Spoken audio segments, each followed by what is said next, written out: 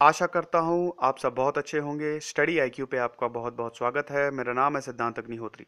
देखिए, हम Stephen Hawking की great book a brief history of time का रिव्यू कर रहे हैं। ये उसका सेकंड पार्ट है। फर्स्ट पार्ट ऑलरेडी अपलोड हो चुका है, उसको ज़रूर देखिएगा, वरना जो इसमें मैं चीज़ें बताऊंगा वो समझ में थोड़ी नहीं आएंगी।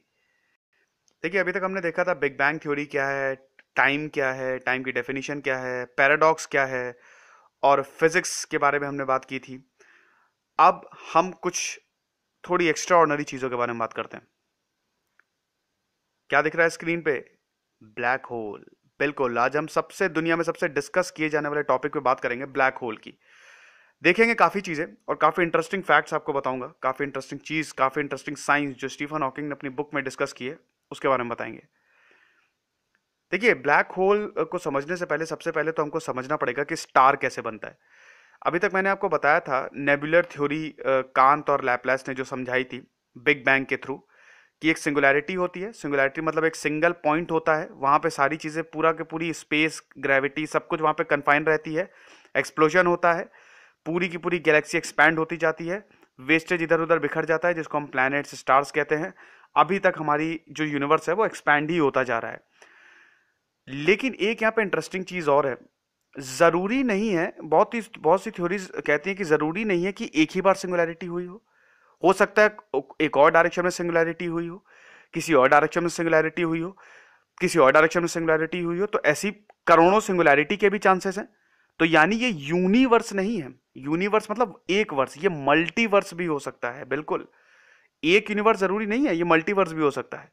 ठीक है, तो अब यहां पे देखेंगे स्टार कैसे बनता है। देखिए, यहां पे सबसे ज्यादा जो इंपॉर्टेंट चीज है वो है ग्रेविटेशनल फोर्स की। जैसे मान लीजिए कोई भी स्टार है, क्या होता है कि उसमें बहुत, किसी भी स्टार में बहुत ज्यादा गैस होती है। उसके जो पार्टिकल्स होते हैं उसको ग्रेविटेशनल फोर्स क्या करती है, अट्रैक्ट करती है। अब वो अट्रैक्ट करना उसको शुरू करती है, वो एक दूसरे से जुड़ते जाते हैं, कॉन्ट्रैक्ट होती जाता है, उसका जो साइज होता है स्टार का वो कॉन्ट्रैक्ट होता जाता है। जब वो कॉन्ट्रैक्ट होता है तो एक टाइम पे क्या होता है, वो एक दूसरे से कोलाइड करते हैं और फ्यूज होने लगते हैं। और वो फ्यूज होते होते क्या बनाते हैं, हाइड्रोजन से हीलियम बनाते हैं। मतलब गैसेस फ्यूज होती हैं और एक बड़ी चीज बनाती हैं, जिसकी वजह से जो हमारा स्टार है वो ग्लो करता रहता है। ठीक है, ये बेसिकली कहानी होती है। उसकी ग्रेविटेशनल फोर्स उसका मेन कारण होती है किसी भी स्टार को बनाने में। ठीक है, अब वो स्टार क्या करेगा, वो तब तक चमकेगा जब तक उसका कोर सही सलामत है। मैंने आपको बताया था सन का भी एक कोर है सेंट्रल में। आपको पता है कि सन से अर्थ में, मतलब जो सूरज की किरणें अर्थ तक कितने समय में आती हैं, कितना टाइम लगता है? 8 मिनट लगता है लगभग लगभग। लेकिन सन इतना बड़ा है कि जो जो उसके कोर से लेकर ऊपर तक पहुंचने में, उसकी सतह पे पहुंचने में लाखों करोड़ों साल लग जाते हैं। आप समझ सकते हैं ना कि उसका साइज कितना बड़ा होगा सन का। तो सन तब तक चमकेगा, सन तब तक जलेगा, सूरज तब तक जलेगा जब तक उसका कोर एक्टिव है। जैसे ही कोर खत्म होगा वो क्या करेगा, ठंडा हो जाएगा, वो खत्म हो जाएगा। खत्म कहने का मतलब ये है कि वो, अब बात समझिए। जैसे कि मैंने पिछले लेक्चर में बताया था, मार्स पे लाइफ थी। क्यों थी? क्योंकि मार्स का कोर एक्टिव था। कोर क्या करता है, एक मैग्नेटिक फील्ड को बना के रखता है। ठीक है, अब कभी ना कभी तो सन का फ्यूल खत्म होगा ही 110% होना ही होना है। अभी इसलिए नहीं हो रहा है क्योंकि हाइड्रोजन मॉलिक्यूल फ्यूज हो रहे हैं, हीलियम मॉलिक्यूल्स बनाते जा रहे हैं। ये एक चेन रिएक्शन की तरह ये चलती जा रही है, लेकिन कभी ना कभी खत्म होगा। जब खत्म होगा तो वो अनस्टेबल हो जाएगा। तभी तक कोई स्टार स्टेबल रहता है जब तक उसका कोर है कि नहीं भैया? जब आप अपनी गाड़ी चलाते हैं तभी तक तो वो स्टेबल रहती है जब तक उसका पेट्रोल है। जैसे ही पेट्रोल खत्म होता है वो अनस्टेबल फॉर्म में आ जाती है ना? तो जैसे ही वो अनस्टेबल फॉर्म में आएगा, उसकी ग्रेविटेशनल फोर्स क्या करेंगी, अगेन एक्ट करना शुरू करेंगी। उसकी ग्रेविटेशनल फोर्स भी क्या करेंगी, अनस्टेबल हो जाएंगी, अगेन अट्रैक्ट करना शुरू करेंगी। और उसको इतनी ज्यादा वो अनस्टेबल हो जाएंगी कि उसको एक सिंगल स्पेस टाइम पॉइंट में उसको कन्फाइन कर देंगे, जिसको हम सिंगुलैरिटी कहते हैं। मतलब अगर हम इसको एज अ होल देखें, सिंगुलैरिटी से यूनिवर्स शुरू हुआ और मतलब स्टार या जो भी गैलेक्सी सिंगुलैरिटी से शुरू हुआ और वापस सिंगुलैरिटी पे ही खत्म होता है। भैया हम मट्टी से जन्मे हैं, मट्टी में मिल जाएंगे। ऐसे ही यूनिवर्स की भी थ्योरी है, सिंगुलैरिटी पे खत्म हुआ, सिंगुलैरिटी पे शुरू हुआ, सिंगुलैरिटी पे ही खत्म होगा। और ये सबसे बेहतरीन तरीके से एस सुब्रमण्यम चंद्रशेखर, जिनको नोबेल प्राइज मिला था ब्लैक होल के लिए ही मिला था, क्रिटिकल मास उन्होंने डिफाइन किया था कि इस क्रिटिकल मास को अगर आप पार कर लेते हैं तो वो ब्लैक होल बन जाता है, जिसको सुब्रमण्यम लिमिट, चंद्रशेखर लिमिट भी कहते हैं। और उस ये सबसे पहले one of the first beginners थे ये, जिन्होंने ये ऑब्जर्व किया था, और बड़े गर्व की हमारे लिए ये बात है। और अपनी बुक में इसका वर्णन भी करते हैं स्टीफन हॉकिंग कि इस साइंटिस्ट ने सबसे पहले ये चीज ऑब्जर्व की थी। तो ये सारी चीजें थी। तो ब्लैक होल के बारे में मैं आपसे पहले ही बता चुका हूं कि किस तरह से ब्लैक होल बनता है। ग्रेविटेशनल कोलैप्स होता है, और जब वही अनस्टेबिलिटी बेसिकली होती है, जब बहुत कम फ्यूल रहता है उनके पास, फ्यूल होता ही नहीं है। अब यहां पे आती है गजब की बात। देखिए, इतनी भयानक ग्रेविटेशनल फोर्स होती है कि लाइट तक बाहर नहीं जा पाती। मान लीजिए मेरे सामने एक ब्लैक होल क्रिएट हो गया, ठीक है, बहुत छोटा सा। अब मैं सिर्फ एक एग्जांपल दे रहा हूं, ठीक है। मैं बैठा हूं 50 फीट दूर पे, और एक ब्लैक होल 50 फीट दूर पे मेरे सामने है। एक इंसान उस ब्लैक होल के अंदर जा रहा है, बहुत कम डिस्टेंस है उस इंसान और ब्लैक होल की, 6 इंच की डिस्टेंस है। आपको पता है, मान लीजिए मैं 24 साल का हूं, मान लीजिए क्या मैं हुई 24 साल का, एक इंसान इतनी दूर पे खड़ा है, ठीक है। अब वो ब्लैक होल के अंदर जा रहा है, मैं यहां पे बैठा हुआ हूं। वो इंसान जब तक अंदर जाएगा, सिर्फ 6 इंच की डिस्टेंस है, तब तक मैं 100 साल का हो जाऊंगा। क्यों ऐसा होता है? क्योंकि मैंने बताया कि लाइट की स्पीड से ज्यादा आप कुछ बना ही नहीं सकते।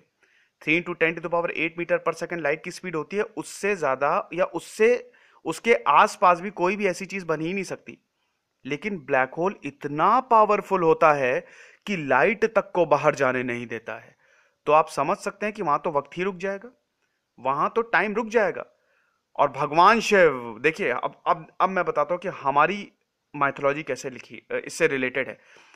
साइंस क्या है ना, हमारे ऋषि मुनि जो थे, जो पहले के, जो हमारे में बहुत ही ज्ञानी ऋषि मुनि थे, उनको सारी चीजें पहले से पता लग गई थी। लॉर्ड बुद्ध को भी पहले से पता लग गई थी, जीसस क्राइस्ट को भी पहले से पता लग गई थी, मोहम्मद को भी पहले से पता लग गई थी, सब चीजें पता लग गई थी।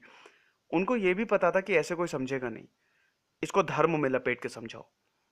हम व्रत रहते हैं, कोई भी भगवान ये नहीं कहता कि भूखा रहो, लेकिन साइंस ने प्रूव किया है कि अगर आप हफ्ते में एक बार खाना ना खाएं तो आपकी बॉडी बहुत अच्छे से मेंटेन रहती है। भगवान शिव, महाकाल की क्यों पूजा की जाती है? वो तो टाइम से भी, उन्होंने टाइम को भी जीत लिया, उन्होंने टाइम को भी जीत लिया है। भगवान शिव को आप ऐसा ब्लैक होल कर सकते हैं। आप ऐसा ब्लैक होल क्या करता है? हर चीज खत्म कर देता है, डिस्ट्रॉयर। महादेव क्या है? डिस्ट्रॉयर। लेकिन महादेव ब्लैक होल से भी ऊपर चले गए हैं, उन्होंने वक्त को ही जीत लिया है। महाकाल है ना वो, इसीलिए तो उनकी पूजा की जाती है। उन्होंने वक्त से आगे चले गए। आप समझिए, वक्त उनके लिए वक्त। हम वक्त के अधीन है, महादेव नहीं है। भगवान शिव है ही नहीं वक्त के अधीन, उन्होंने वक्त को जीत लिया है, वक्त उनके हिसाब से चलता है। अगर ये सही है, अगर ये सही है, तो इसका मतलब ब्लैक होल के ऊपर भी कोई यूनिवर्स चल रहा है, या उसको भी कोई चीज कंट्रोल कर रही है। एक्सप्लोर करने की जरूरत है, इस पे बहुत रेगुलर रिसर्च की जरूरत है ना। तो माइथोलॉजी में हमारी सारी चीजें ऑलरेडी हैं, जो चीज अभी इन्वेंशन हो रही है वो सब लिखी जा चुकी हैं। समय का पहिया, काल चक्र जिसको हम कहते हैं, हमारे अभी मैं भगवान बुद्ध के बारे में पढ़ रहा था, तो उन्होंने एक चीज बोली है कि इस दुनिया में सबसे बड़ा पाप, उन्होंने क्या, वैसे हर जगह आप इसको पाएंगे, इस दुनिया में सबसे बड़ा पाप होता है किसी इंसान का दिल दुखाना। क्योंकि जब आप किसी का दिल दुखाते हैं तो उससे जो बददुआ वो निकालता है ना, मान लीजिए कि आपने किसी का दिल दुखाया तो बहुत इंसान दुखी होता है। तो जब इंसान बहुत ज्यादा फ्रस्ट्रेट होती है, अब मैं आपको थोड़ा दिमाग के बारे में बताता हूँ। हमारा दिमाग एक यूनिवर्स की तरह है, इसमें लाखों करोड़ों अरबों न्यूरॉन्स हैं। न्यूरॉन्स को आप स्टार्स के उसमें कनेक्ट देख सकते हैं।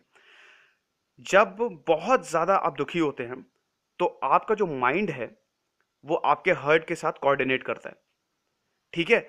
अब उससे निकलती हैं भयानक इलेक्ट्रोमैग्नेटिक वेव, सबसे स्ट्रॉन्गेस्ट फ्रीक्वेंसी की इलेक्ट्रोमैग्नेटिक वेव निकलती हैं। और जैसा कि मैंने बताया भैया, यहाँ पे तो एक बनिए तक के, एक बैंक तक के हिसाब, बैंक तक के पास आपके लेखो जोखो का हिसाब रहता है, कितने पैसे दिए, क्या है, सब हिसाब किताब यहाँ पे छोटी से छोटी जगह रहता है। अरे आपको क्या लगता है ऊपर हिसाब किताब नहीं हो रहा होगा? पूरा का पूरा यूनिवर्स इसीलिए इसी पे ही चलता है, लॉ ऑफ कर्मा इसी पे ही चलता है पूरा का पूरा। तो जब वो इलेक्ट्रोमैग्नेटिक वेव निकलेगी ना, वो क्या करेंगी, यूनिवर्स के साथ जाएंगी, और जब वो यूनिवर्स के साथ मिलती हैं, बहुत ही स्ट्रॉन्ग फ्रीक्वेंसी की होती हैं, सबसे ज्यादा जब आप दुखी होती है ना, तो जो जो मैग्नेटिक वेव, तभी कभी भी आप जैसे बहुत स्ट्रांगली या बहुत ही जब लीन होके कोई भी आप विश मांगते हैं ना, वो पूरी हो जाती है। स्वामी विवेकानंद ने कहा था कि अपने सपनों को पकड़ के रखिए। और बहुत लोग ये बोलते हैं कि आप सुबह और शाम जो भी आपको बनना है, बस उसके बारे में एकदम एकदम क्या कहते हैं कि डेडिकेशन से प्रेयर कीजिए, आपको सच में वो मिलता है। ये सब कमाल है, ये इलेक्ट्रोमैग्नेटिक वेव्स का कमाल है। और वो जब यूनिवर्स से मिलेंगी, वही एनर्जी आपको वापस आएगी, क्योंकि आप अट्रैक्ट करेंगे ना, ये हर चीज इस दुनिया में अट्रैक्ट कर रही है, वही चीज आप अट्रैक्ट करेंगे और वही एक पॉजिटिव फॉर्म में आपको वापस आएगी। अगर आप नेगेटिव है तो नेगेटिव फॉर्म में आएगी, पॉजिटिव है तो पॉजिटिव फॉर्म में आएगी। तो भैया किसी का दिल मत दुखाना, दुखाया है तो जाके अभी भी माफी मांग लो किसी का भी। तो कभी भी किसी का दिल नहीं दुखाना चाहिए, नेगेटिव तो बिल्कुल नहीं रहना चाहिए, हर चीज को एक पॉजिटिव वे में देखनी चाहिए, ठीक है। तो ये सारी चीजें थी, और भी आगे देखेंगे किस तरह से हमारी माइथोलॉजीज पे काम कर रही है, मैं पैरेलली आपको समझाता चलूंगा। तो ये था ब्लैक होल के बारे में। अब ऐसा कहते हैं कि ब्लैक होल से कुछ बाहर नहीं आ सकता, लेकिन ऐसा सही नहीं है, कुछ पार्टिकल्स बाहर भी आते हैं, है ना। खैर हम उसमें नहीं जाएंगे, ये तो न्यूक्लियर फिजिक्स का बेसिकली उन्होंने काफी कुछ समझाया है, लेकिन फिर वो अगेन लेकिन कुछ पार्टिकल्स बाहर आते हैं। और ब्लैक होल के जो जो सतह होती है उसको कहते हैं इवेंट होराइजन। इवेंट होराइजन का मतलब क्या होता है कि ब्लैक होल पूरा ब्लैक नहीं होता है, उसमें भी थोड़ी बहुत रोशनी होती है। कैसे थोड़ी बहुत रोशनी होती है कि जो लाइट होती है ना, लाइट वहां पे ट्रैप हो जाती है और वो उसको एक तरह से जगमगा देती है। आपने इंटरस्टेलर मूवी देखी होगी, नहीं देखी है तो क्रिस्टोफर नोलन की वो एक मास्टरपीस है, जरूर उसको आज ही डाउनलोड करिए और जाके देखिए, बेहतरीन मूवी है। किसी भी इंसान को वो पहली बार में समझ नहीं आएगी, लेकिन ये लेक्चर सुनने के बाद आपको मूवी पूरी तरह समझ में आ जाएगी, ठीक है। तो उसमें हर एक चीज ब्लैक होल के बारे में, और ये जो टाइम डिस्टेंस है, और ये जो क्या कहते हैं कि जो टाइम ट्रैवल है, उसके बारे में उस मूवी में बहुत अच्छे से बताया गया है। तो ये सारी चीजें थी ब्लैक होल के बारे में। और कुल मिलाकर इसका कंक्लूजन यही है कि हर चीज सिंगुलैरिटी पे ही शुरू होती है और सिंगुलैरिटी से पे ही खत्म होती है। और मैं आपको एक चीज बताना चाहता हूं कि आपको पता है कि हमारे हिंदुओं में जलाया क्यों जाता है, हमारी बॉडीज को क्यों जलाया जाता है? क्योंकि हमारी बॉडीज 5 तत्व से मिलकर बनी है, अग्नि, स्पेस, वाटर और वगैरह वगैरह। तो जब हमारी बॉडी को जलाते हैं, हमारी बॉडी उसी 5 तत्वों में विलीन हो जाती है। और हमारा अल्टीमेट एम क्या है? मोक्ष को प्राप्त करना। साइंटिफिक भाषा में जिसको कहते हैं, जब हमारी एनर्जी इस कॉस्मिक एनर्जी से मिल जाए। कॉस्मिक एनर्जी से मिलने का क्या मतलब है कि जैसे हम क्या हैं, हम स्पेस डस्ट हैं। जब ये दुनिया क्रिएट हुई, जब ये सब वेस्टेज हुई बिग बैंग में, तो हम भी तो बने ना, हम भी तो स्पेस की एनर्जी है। इसीलिए कहते हैं कि हम परमात्मा से रिलेटेड हैं, हमारी कॉस्मिक एनर्जी परमात्मा से रिलेटेड है। जब भी आप बहुत लीन होकर प्रार्थना करते हैं, आपकी कॉस्मिक एनर्जी बिल्कुल अलाइन हो जाती है। और वो जो बाहर एनर्जी है, आपको पता है जो चीज मैं यहाँ पे बोल रहा हूँ, वो मार्स तक जा रही है। मार्स है पता नहीं कहाँ, इनफाइनाइट तक जा रही है, इनफाइनाइट पार्टिकल्स को पुश करते करते जा रही है ना। तो हमारी सारी कॉस्मिक एनर्जी एक लाइन में आ जाती है जब भी हम बहुत विलीन होकर पूजा करते हैं। और साइंस भी ये मानता है कि कोई ना कोई फोर्स तो ऐसी है जो इस दुनिया को चला रही है। साइंस इस समय भगवान को ही खोजने को में लगा है कि एक्चुअली भगवान है क्या, क्या पार्टिकल है, क्या फोर्स है, क्या है भगवान? इसका जवाब शायद किसी के पास नहीं है। लेकिन Swami Vivekananda, Ramakrishna Paramhansa, Jesus Christ, Lord Buddha, Mohammed, इन सब के पास था, है ना। एक्सप्लोर करने की जरूरत है भाई। चलिए खैर, ये सब तो चलता ही रहेगा। तो ये सारी चीजें थी। अब हम ये जानेंगे कि ब्लैक होल कितने बड़े होते हैं। देखिए, ब्लैक होल बहुत छोटे भी हो सकते हैं, बहुत बड़े भी हो सकते हैं, ठीक है। अच्छा, अब ब्लैक होल छोटे बड़े का मतलब क्या होता है कि हो सकता है ये बहुत छोटा हो। बहुत छोटा मतलब एक बिंदु होता है, आप जो एक एक अपनी पेंसिल से या पेन से डॉट लगाते हो सकता है उतना छोटा हो, या हो सकता है कि अर्थ से भी 20 गुना ज्यादा बड़ा हो। ऐसे डिस्कवर किए जा चुके हैं, है ना। ये ब्लैक होल्स ऐसे, सिग्नस एक ब्लैक होल है जो जो ऑब्जर्व हम करते हैं। ऐसे ये सारे ब्लैक होल्स ऑलरेडी ऑब्जर्व किए जा चुके हैं, है ना। तो छोटे से छोटा ब्लैक होल भी वही चीज करेगा जो बड़े से बड़ा ब्लैक होल करेगा। वो क्या करेगा, पूरी की पूरी क्या करेगा, हर चीज को अट्रैक्ट कर लेगा। ब्लैक होल से कुछ बच ही नहीं सकता। एक बिंदु, समझ लीजिए कि मान लीजिए आपके रूम में एक ब्लैक होल क्रिएट हो गया, भगवान ऐसा ना करे कभी ऐसा हो, लेकिन अगर एक ब्लैक होल आपके एक छोटा सा डॉट है, वो पूरी की पूरी अर्थ को खा जाएगा। आप समझ सकते हैं ना, सब कुछ अट्रैक्ट करेगा। अब देखिए यहाँ पे, अब यहाँ पे मैंने जब ये पॉइंट अपने स्टूडेंट्स को, जब मैं बीएससी वालों को पढ़ा रहा था, तो मैंने ये जब पॉइंट रखा था, तो उन्होंने मुझसे एक चीज पूछी थी कि अगर ये सब जो ब्लैक होल के अंदर जाता रहता है, तो उसका साइज इतना कम कैसे है, उसका साइज इतना छोटा कैसे है। वो इसलिए क्योंकि सिंगुलैरिटी का मतलब ही होता है इनफाइनाइट डेंसिटी। ग्रेविटेशनल फोर्स उसमें इतनी ज्यादा रहती है कि किसी चीज को बाहर जाने देती ही नहीं, है ना। कंप्रेस्ड फाइल के तौर पे वो होती है, जैसे कंप्यूटर में कंप्रेस फाइल होती है ना, वैसे ही तौर पे उसको रखा जाता है। फिर एक टाइम पे जब ग्रेविटेशनल फोर्स बहुत ज्यादा खराब होगी, अगेन बिग बैंग होगा, यूनिवर्स की स्थापना होगी, है कि नहीं भैया। चलो आगे बढ़ते हैं हम, ठीक है। तो ये सारी चीजें थी। तो ब्लैक होल छोटे भी हो सकते हैं, बड़े भी हो सकते हैं। एक चीज और होती है, वर्म होल्स। वेल, मुझे अभी ये स्ट्राइक किया, मैं इसकी स्लाइड बनाना भूल गया, लेकिन मैं आपको ऐसे समझा देता हूं। वर्म होल क्या होता है, ये भी क्या कहते हैं कि आपके स्टीफन हॉकिंग ने बहुत ही अच्छे से बताया है। देखिए, वो कौन सी पिक्चर थी, वो माझी द माउंटेन मैन। उसमें क्या था, उसमें यह था कि एक पहाड़ होता है, पहाड़ के बीच से कोई रास्ता नहीं होता है, आपको घूम के जाना होता है। पहाड़ के बीच से रास्ता निकाल लीजिए आप, एक जो जो आपको पूरा दिन लग रहा है, 2 दिन लग रहा है, 3 दिन लग रहे हैं, वो आपको कितने टाइम में वो हो जाएगा। मुश्किल से आपको कितना टाइम लगेगा, 2-3 मिनट, बस 2-3 मिनट लगेगा, इससे ज्यादा तो लगना ही नहीं है ना। वर्म होल ऐसे ही काम करते हैं। वर्म होल बेसिकली क्या होते हैं, ये ब्रिज होते हैं। ब्रिज मतलब क्या होता है, ये रास्ता बनाते हैं एक गैलेक्सी से दूसरी गैलेक्सी जाने का।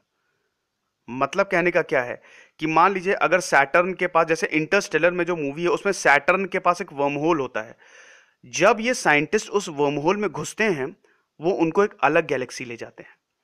ऐसे किसी गैलेक्सी में जाने में अरबों खरबों पता नहीं कितने साल हो जाएंगे, लेकिन वर्म होल एक शॉर्टकट होता है। अब वर्म होल्स क्या करते हैं, यहां पे स्टीफन हॉकिंग एक चीज बताते हैं कि वर्म होल टाइम ट्रैवल भी कराते हैं। छोटे छोटे ब्लैक होल के छोटे भाई होते हैं वर्म होल्स। ये इसका मतलब ये है कि हो सकता है अगर आप वर्म होल में चले गए, आप वक्त के पीछे चले जाएं, आप टाइम के पीछे चले जाएं। और अगर आप वक्त के पीछे चले जाएं, मान लीजिए जैसे आपने वक्त के पीछे चले गए, आप 1945 में चले गए, 1939 में चले गए, आपने हिटलर को मार दिया। अभी मान लीजिए कोई इंसान पास्ट में गया है 1939 में और हिटलर को मार रहा है, पूरी दुनिया चेंज हो जाएगी, पूरे इवेंट चेंज हो जाएंगे, हिस्ट्री बदल जाएगी। मतलब अभी इसी वक्त, अगर मान लीजिए अभी मान, आप समझ रहे ना मैं क्या कह रहा हूं, अभी किसी ने हत्या की है तो सारे इवेंट्स चेंज, ये दुनिया किसी और तरह की हो जाएगी और हर एक चीज अलग हो जाएगी फिर। यानी कि अगर आप कोई भी पीछे इवेंट चेंज करेंगे वर्म होल्स के थ्रू, तो इसका इफेक्ट यहां पे भी आएगा। लेकिन ऐसा होता नहीं है, हमारी जिंदगी तो वैसे ही चल रही है। साइंस पूछता है ऐसा क्यों है, फिजिक्स के लॉज उसको रोक देते हैं। अब फिजिक्स के क्या लॉज हैं वो हम नहीं बताएंगे, फिलहाल आप इतना समझिए कि फिजिक्स के जितने लॉज हैं वो इस चीज को कभी होने ही नहीं देंगे। डायमेंशंस की यहां पे बात आती है ना। अब द थ्योरी ऑफ एवरीथिंग, देखिए स्टीफन हॉकिंग एक चीज बताते हैं कि एक थ्योरी वो बनाना चाहते हैं, एक ऐसी थ्योरी जो सब कुछ एक्सप्लेन कर दे, लेकिन अभी तक ऐसी कोई थ्योरी बन नहीं पाई है। सबसे पहले हमको क्वांटम मैकेनिक्स बिल्कुल माइन्यूट लेवल पे काम करती है कि नहीं। क्वांटम मैकेनिक्स बिल्कुल उस लेवल पे काम करती है, बिल्कुल मैक्रोस्कोपिक लेवल पे काम करती है, माइक्रोस्कोपिक लेवल पे, और छोटे छोटे पार्टिकल्स से वो डील करती है। इसको आप अनसर्टेनिटी प्रिंसिपल से कंबाइन करिए।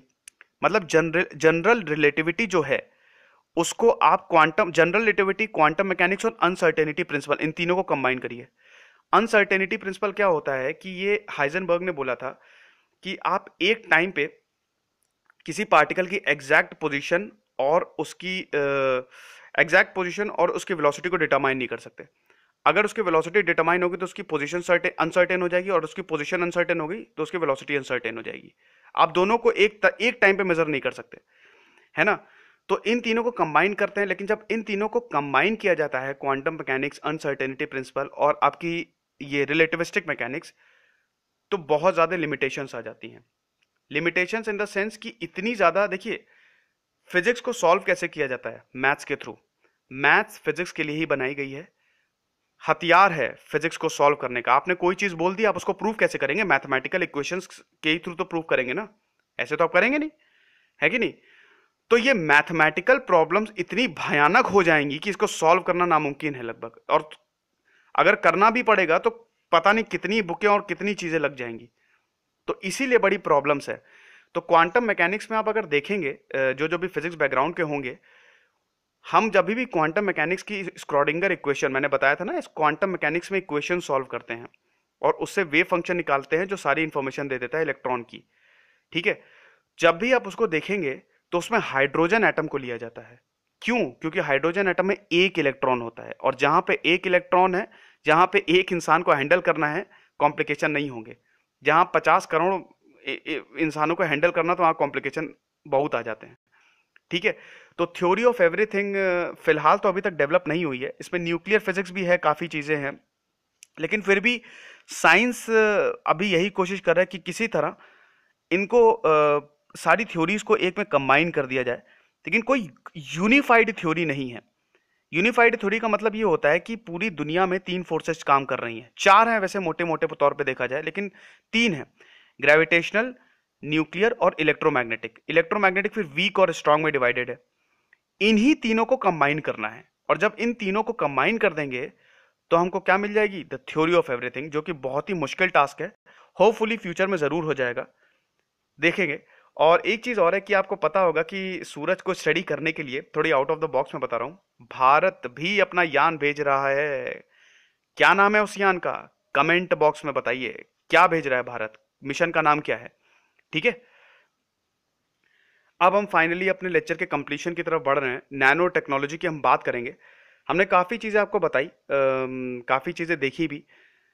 अब ये नैनो टेक्नोलॉजी क्या है? देखिए, नैनो टेक्नोलॉजी अगर आपको बहुत अच्छे से समझिए तो मिशियो काकू के लेक्चर ज़रूर सुनिएगा। जापानीज बहुत बड़े साइंटिस्ट हैं वो, और नैनो फील्ड में ही काम कर रहे हैं।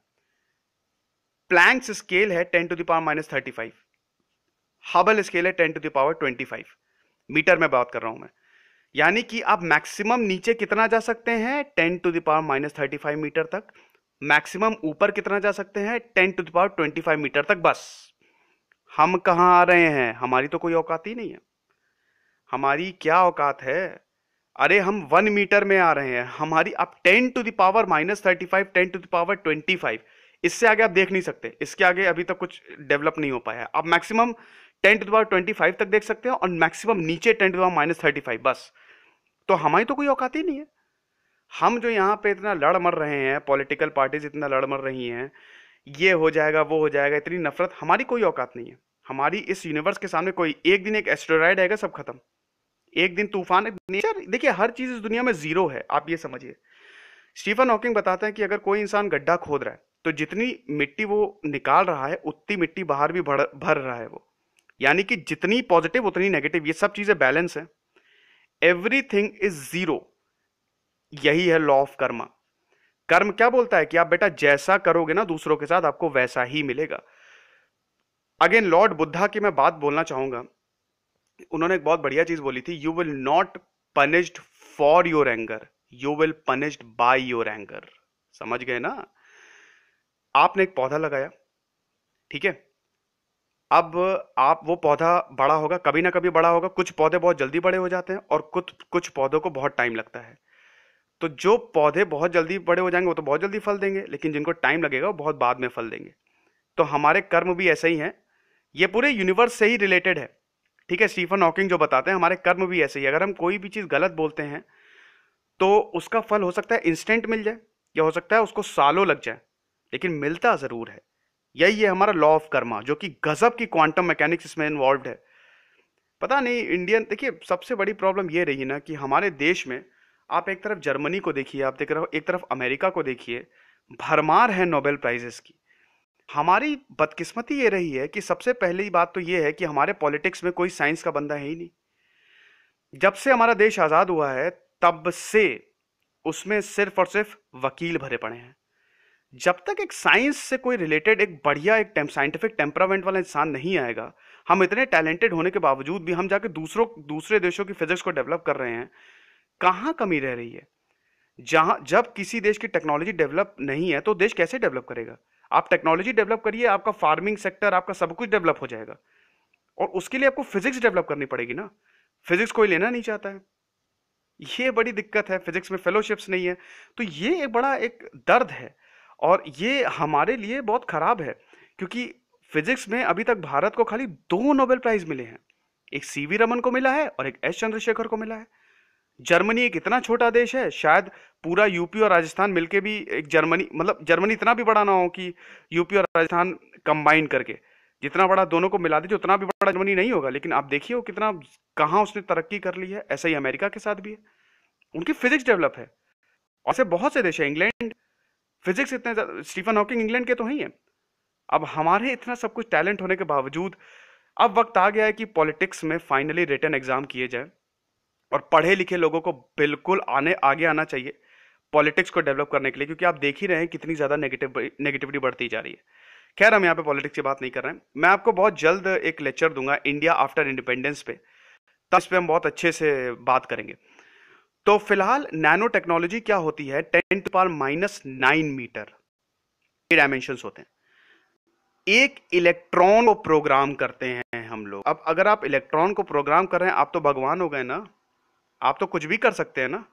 भारत इसमें बहुत पीछे। इलेक्ट्रॉन को प्रोग्राम करने का मतलब है आपके पास कैंसर है। अरे sorry, I am really sorry, कभी कभी मैं आउट ऑफ द फ्लो चला जाता हूँ। आप भगवान करे ऐसी खराब बीमारी किसी को ना हो। मान लीजिए कोई भी किसी बीमारी से ग्रसित है ना। अब नैनो टेक्नोलॉजी क्या करेगी? आप एक नैनो इंजेक्शन दीजिए, कैंसर हो, एड्स हो, कुछ भी हो, विद इन अ सेकेंड तुरंत सही हो जाएगा। वो कुछ करने की जरूरत ही नहीं है। 0 डिग्री सेल्सियस टेम्परेचर है, आप शर्ट पहन लीजिए, नैनो शर्ट पहन लीजिए, आपको ठंडी नहीं लगेगी, क्योंकि जो नैनो टेक्नोलॉजी है, जो आपके पार्टिकल्स है, जो थिन फिल्म आपने बनाई हुई है, वो जो बाहर के पार्टिकल्स हैं उनको आने ही नहीं देंगे। अब मैं आपको बताता हूं माइथोलॉजी। हमारे पहले जमाने में लोग इतने लंबे, भगवान शिव की हाइट 15 फीट होगी, लगभग 10 से 15 फीट। सोच सकते हैं कितने भीम का है। भगवान राम भी इतने लंबे होंगे। क्यों थे? नैनो टेक्नोलॉजी की वजह से। वो अमर क्यों थे? नैनो टेक्नोलॉजी की वजह से। जब भी आप खाना खाते हैं, हम बूढ़े क्यों होते हैं? जब भी आप खाना खाते हैं उससे एंटीऑक्सीडेंट निकलते हैं। वो एंटीऑक्सीडेंट क्या करते हैं? आपकी स्किन को सड़ाते हैं, आपको बुढ़ा करते हैं। मतलब जितना आप खा रहे हैं उतने ही आपका हार्मफुल भी, वो आप सबके साथ होते हैं, चाहे आप कुछ भी खाइए। अब नैनो टेक्नोलॉजी या कुछ पार्टिकल्स क्या कहते हैं, करते हैं, उन एंटीऑक्सीडेंट को मार देते हैं, उनको, उनके पार्टिकल्स को मार देते हैं, उनको पनपने ही नहीं देते हैं। तो जब एंटीऑक्सीडेंट रहेंगे ही नहीं, तब तो आप अमर हो गए ना, आप मरेंगे ही नहीं कभी। अमृत, सोमरस, यही नैनो टेक्नोलॉजी थी वो उस समय की। और हमारे सब वेदों में तो पूरा लिखा हुआ है बकायदा। एक्सप्लोर ही नहीं कर रही है, क्या बताएं। मैं तो चाह रहा हूं आप इसको इतना शेयर करें कि ये मिनिस्ट्री तक पहुंचे और तुरंत एक कॉलेज खोला जाए इसके लिए। तो हम इलेक्ट्रॉन को मैनिपुलेट करते हैं, और उस हिसाब से हम चीज़ों को सही करते हैं, और बहुत ही गजब की टेक्नोलॉजी है। ऑस्ट्रेलिया, चाइना में तो बहुत ज़्यादा प्रेवलेंट भी है।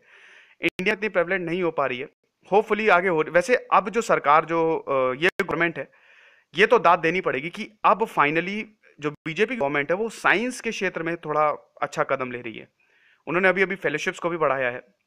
देखिए, सरकार अगर कुछ अच्छा काम करती है उसको भी अप्रिशिएट करना चाहिए, है ना, और बुरा काम करती है तो उसको भी सामने लाना चाहिए। लेकिन साइंस के लिए नैनो टेक्नोलॉजी का भी, नैनो स्टडी का भी उन्होंने कॉलेज खोला है। तो ये थोड़ा सा अब एक पुश है, लेकिन अभी भी उस स्तर पे नहीं है। ठीक है, तो ये नैनो टेक्नोलॉजी होती है, बहुत ही माइन्यूट लेवल पे, पार्टिकल लेवल पे हम उतरते हैं। लेकिन इसके साइड इफेक्ट्स क्या हैं? मान लीजिए मच्छर है, मच्छर में आपने विष डाल दिया, मच्छर के अंदर आपने पॉइजन डाल दिया। अब उस पॉइजन होंगे इलेक्ट्रॉन, उसको आपने प्रोग्राम कर दिया कि जाओ अमेरिका के प्रेसिडेंट को काटाओ। काटेगा? अमेरिका के प्रेसिडेंट गए, है कि नहीं? तो ये तो खतरनाक भी है।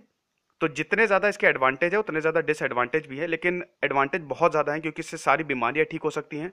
इससे ऐसे ऐसे रेवोल्यूशनरी काम हो सकते हैं। अभी आपका फ़ोन बैटरी जो होती है वो डिस्चार्ज हो जाती है ना, नैनो टेक्नोलॉजी के बाद आपकी बैटरी सालों साल चलेगी। ऐसा होता है। तो ये सारी चीजें बहुत जल्दी डेवलप हो रही है और आने वाली टेक्नोलॉजी नैनो टेक्नोलॉजी ही है। ओके, देखिए अब ये हमारा कंप्लीशन है।